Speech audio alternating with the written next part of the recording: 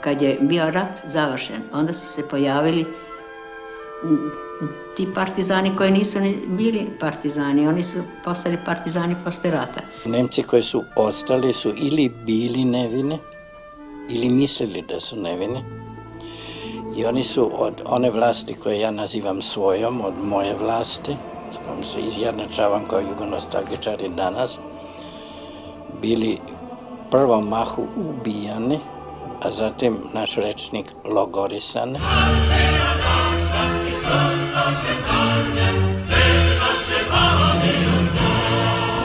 Od oktobra 1944.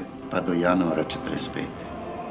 Tu je ubijeno bez reda i sistema, koga god je pokazao prstom, taj je bio sutra gotov. Kričanin je bio demoliran što se tiče građevinskih objekata, tamo više ni miševa nije bilo.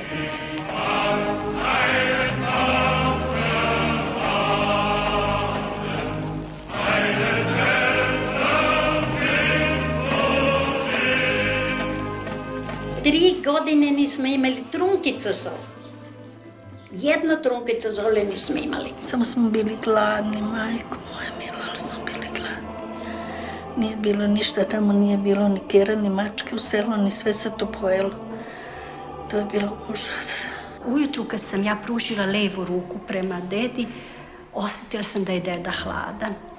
Ja sam se trgla, a istovremeno skočio jedan pacov i deda već nije imao nogu. Odgrize su mu nogu. Ich hab an dich gedacht, als der Tango notturno zwischen Abend und Morgen aus der Ferne erklang.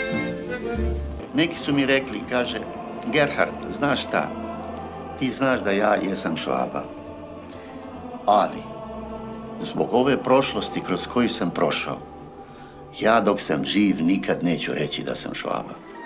Odakle si? Strankinja, a? Ja sam iz Nemačka. Ajde, ostavi devojku na miru. Alo, neme! Sviraj! Da nije